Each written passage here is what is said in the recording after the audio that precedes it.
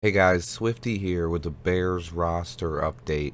Mini camps are going on right now, and we have a few things to discuss on that front.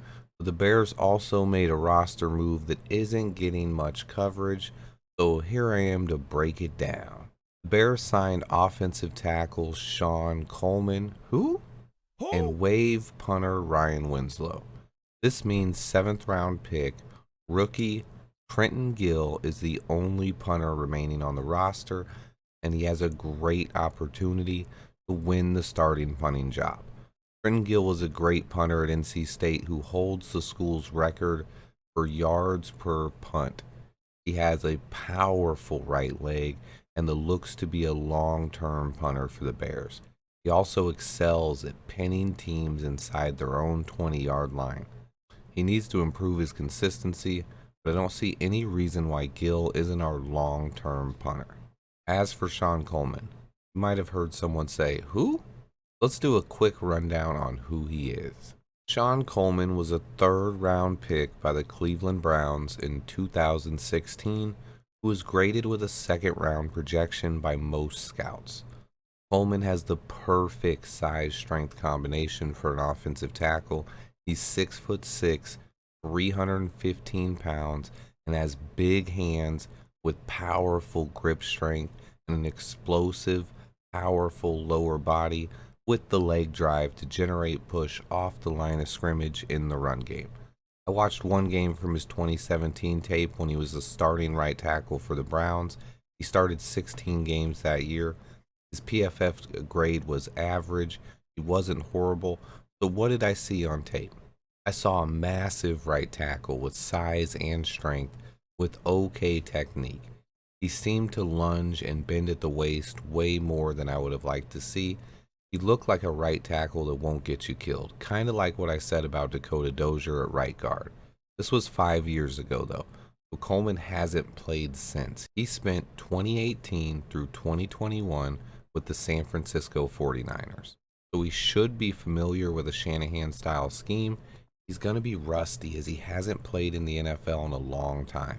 He suffered a major injury in preseason in 2019 and hasn't taken a regular season snap since.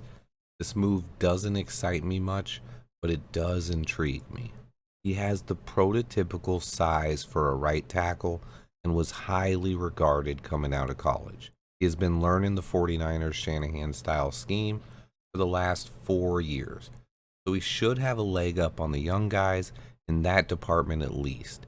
He's a guy with massive size and strength who looks like a right tackle in the NFL. Age isn't always a huge concern for me with the O-line. It's one of the positions where most players aren't ready when they reach the NFL. Some linemen have it day one, but most guys need a lot of work and coaching. They need to refine their technique and add strength. One of my favorite examples of this was Andrew Whitworth, who was a high pick in Cincy and an average tackle for years. Fans used to call him Whitworthless. Fans treated Whitworth like Bears fans used to treat Charles Leno.